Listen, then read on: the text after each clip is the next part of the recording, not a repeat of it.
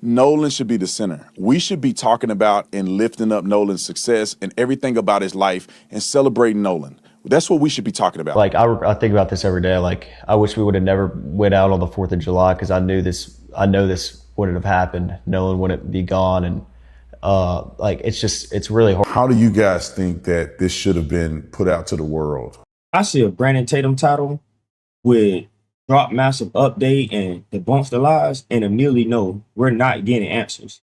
He is sensationalizing clickbait while turning a tragedy into content.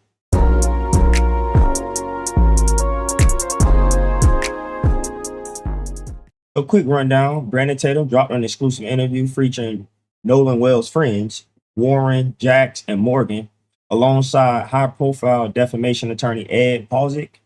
The video claimed they dropped a massive update that debunks the lies surrounding Nolan's disappearance.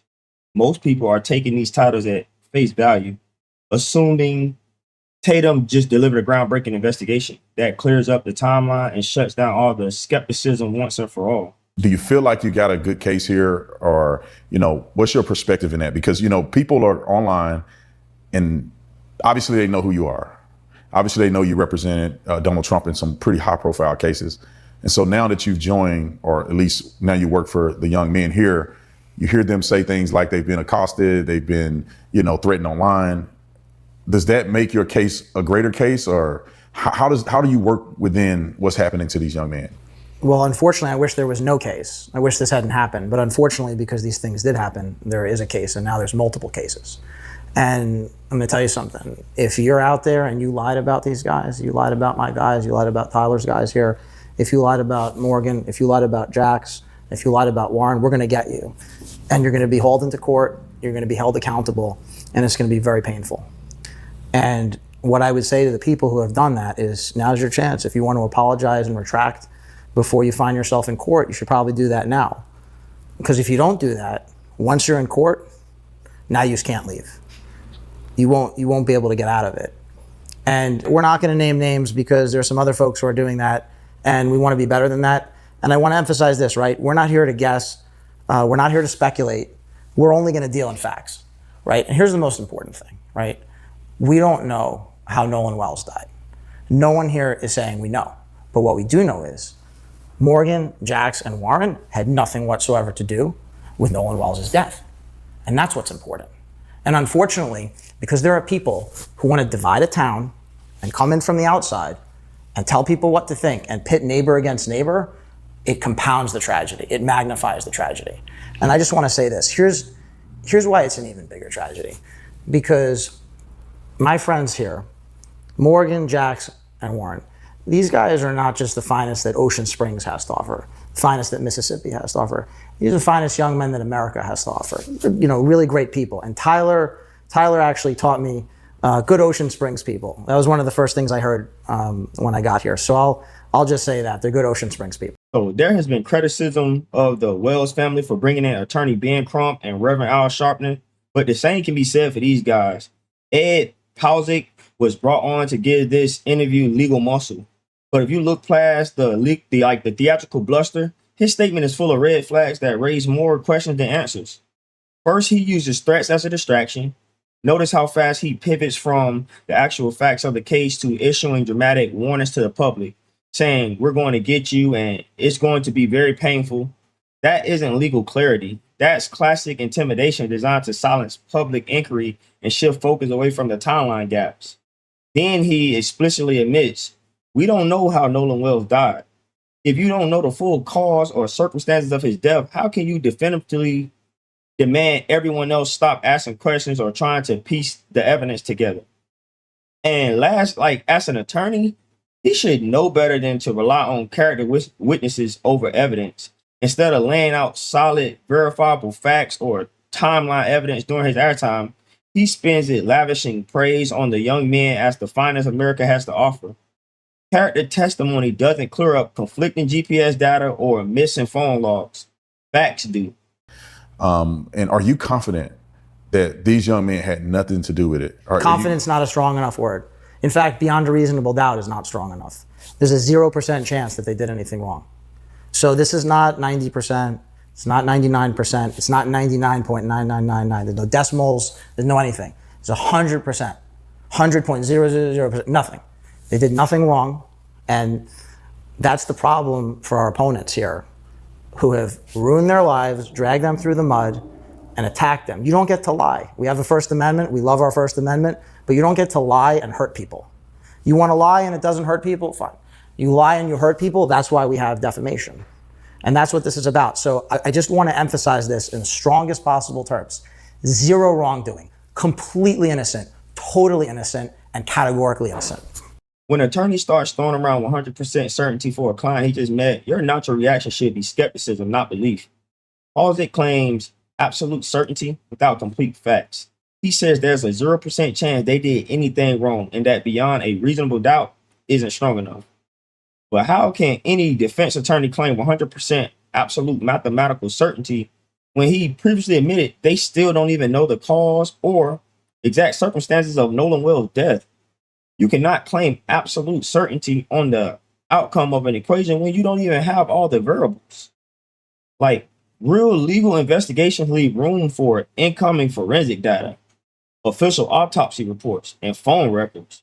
When a lawyer spends 2 full minutes repeating completely innocent, totally innocent, and categorically innocent, drilling down into no decibels, that isn't legal analysis. That's a public relations campaign designed to shut down public questioning before the investigation even concludes. Then he gets into the First Amendment paradox. He preaches that you don't get to lie and hurt people and invokes defamation law. But asking hard questions about timeline gaps, vote capacity, and missing phone calls isn't defamation. It's basic scrutiny. Weaponizing the threats of lawsuits against anyone asking uncomfortable questions is a tactic to intimidate people into staying silent while Tatum hands him a platform to control the narrative. And you guys have had experiences with either people threatening you online. I know that, Warren, we talked about this before, and we talked a little, or at least spoke a little bit about when you go out, you guys are getting accosted by people. Can you give us an example of, or at least tell the audience an example of an incident where you guys may have been accosted? Or what does that look like when you go out? People threaten you with weapons, or people trying to physically harm you, or people having to be restrained? What kind of engagement is happening when you guys go out?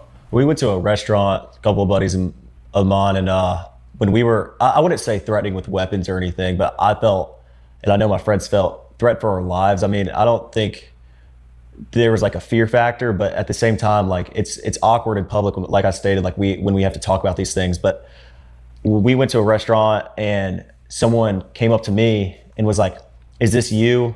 And I was kind of like shaken up about it. Well, at first she asked like my name and like all these questions, and I was like, okay, whatever, she's just coming up to talk. Well, then she came up to me again and showed me our first interview and was like, "Are you sure this isn't you?" And I was like, "Well, yeah, that's me, like obviously." And she kind of just, I looked at my buddy and I was like, "Yeah, we're leaving, like close everything out, like we're going." And I left, and there was an altercation after I left with some of my buddies that weren't involved in this at all. And they told my friends that they were gonna kill them and they wanted to fight and all this like crazy stuff. I mean, I wasn't there, but my friends told me this, that what the people were saying to them was like totally just crazy. Like, I mean, there was people like that were, outside of this telling us like, "Hey, you need to leave before something happens because I know what could go down right now. And like, I know that these people are crazy." So, I mean, we all felt, we were kind of shaken up about that. It was weird because it was our first encounter as a group.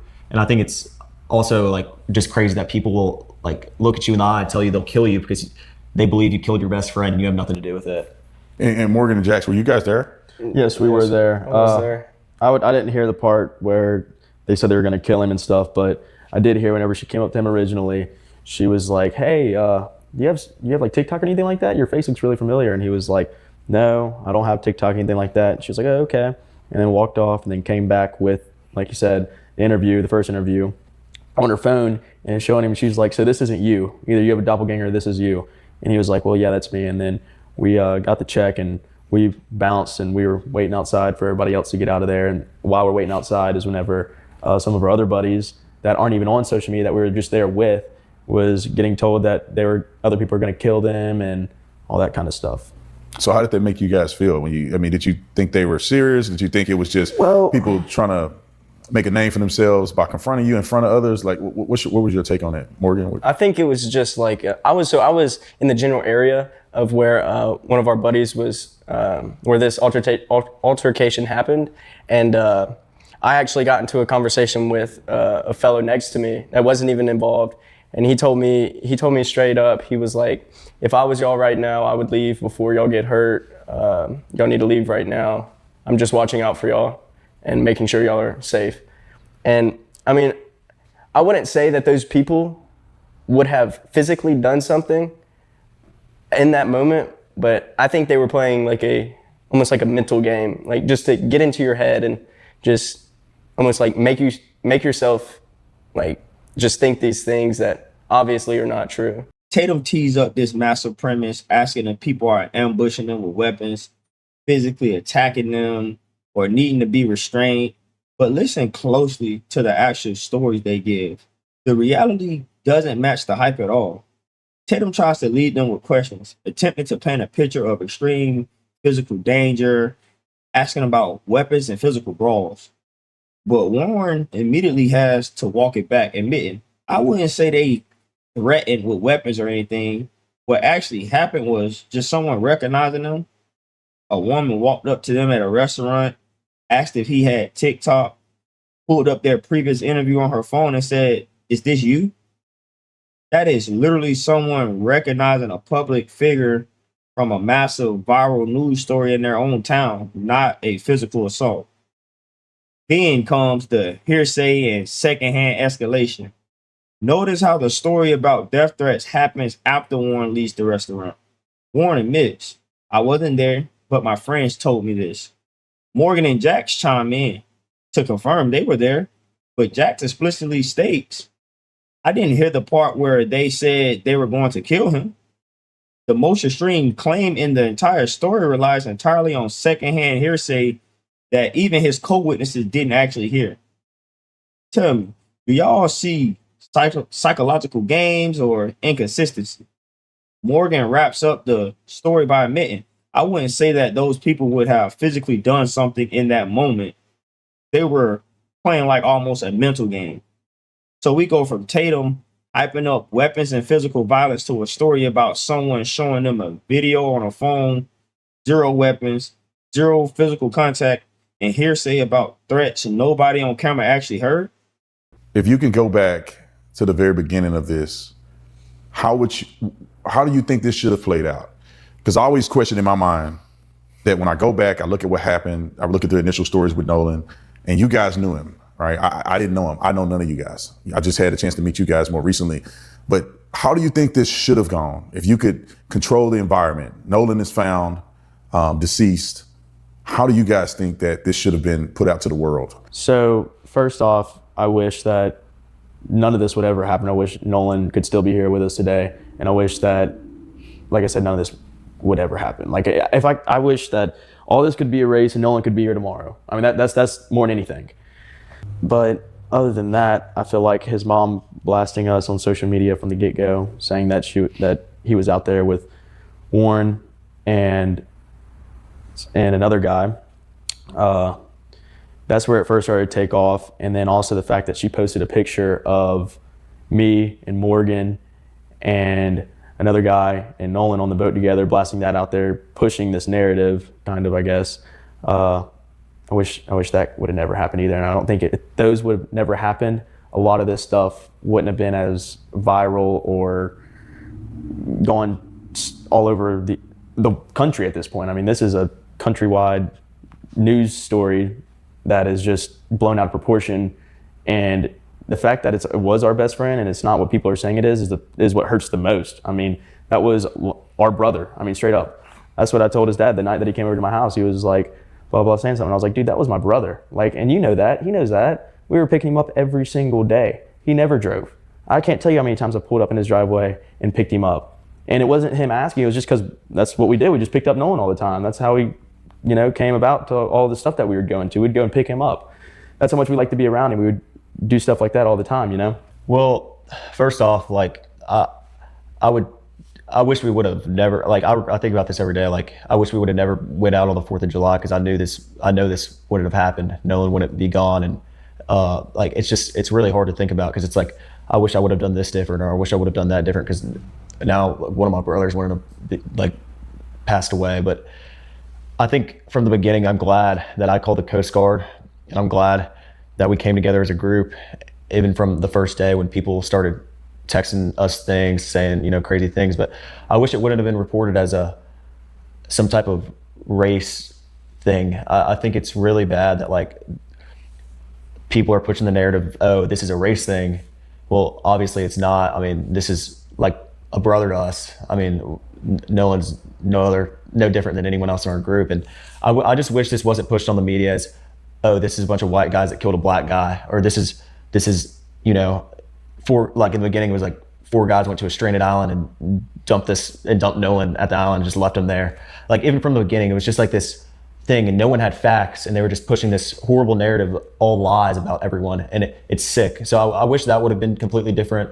I'm glad I called the Coast Guard. I'm glad I made the first contact within all of this. I'm glad I was the first one that called Christine Wells that night and told her that we hadn't heard from her son. And I'm glad that I did all of that, but I hate the way this has been perceived by the media and portrayed. This has, like, been absolutely horrible with the way and the things that they've said to us and done. But other than that, I mean, there's not much I would change from my point of view and my friend's point of view. I think we did everything right, and I know we did nothing wrong.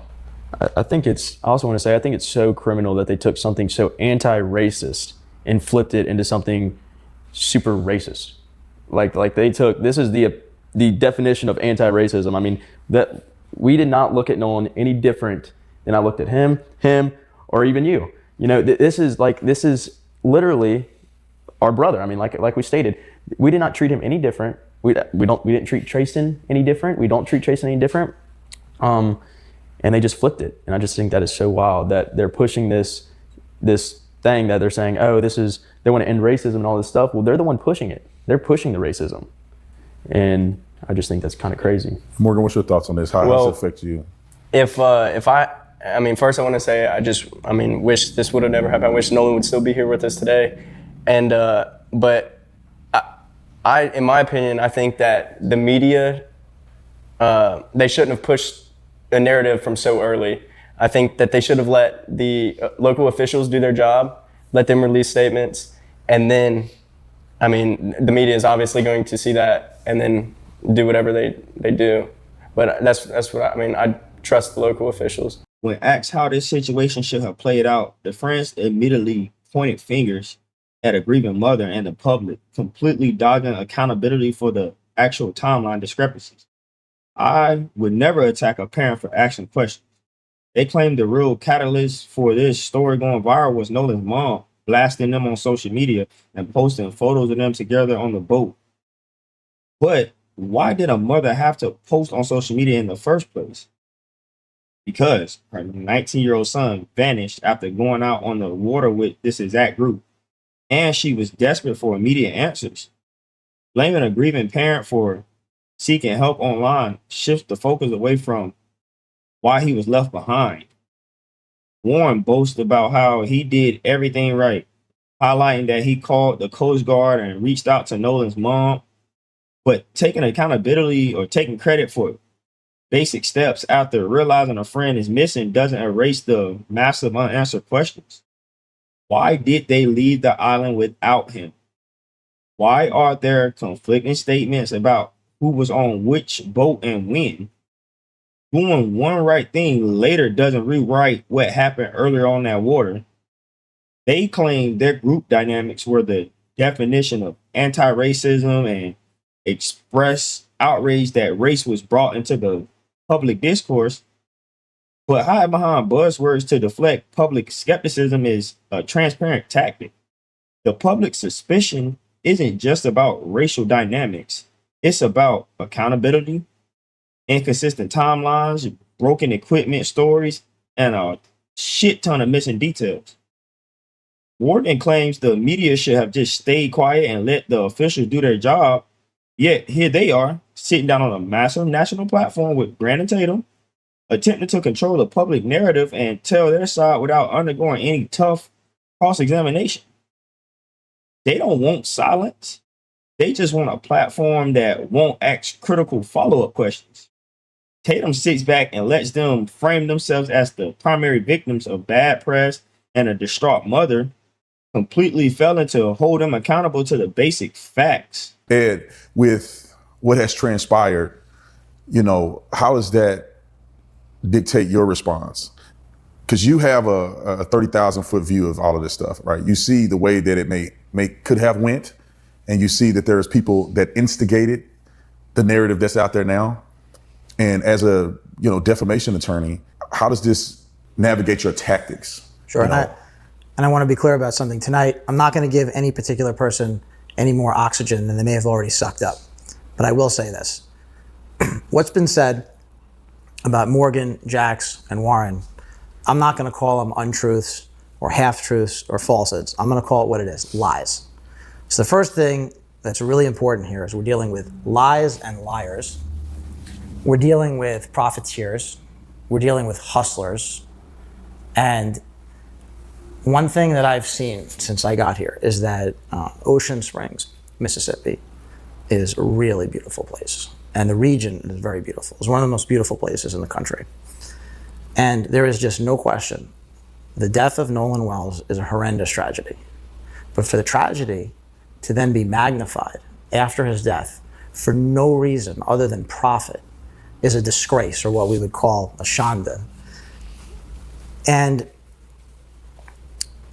I had the opportunity to go to Horn Island today with Tyler and Warren and Jax. And a lot of people who have been sucking up way more oxygen than they're entitled to have not been to the island. I'm willing to bet that a lot of the hustlers and profiteers and liars have not been to that island. And you have to go to that island. And being at the island today was revelatory. It was really illuminating. It's a very dynamic marine environment, first of all. But when you go to the island, you see instantly that what some people want to be true, what they wish to be true, they're trying to wish it to be true. They're trying to make it true through their lies. It's actually not possible.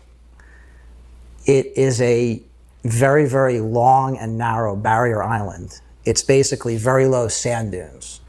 And in the particular part of the island that we're dealing with, there are no trees. It's hardly any foliage, hardly any tree cover, hardly any plants, and it's wide open. And on July 4th, there were thousands of people there.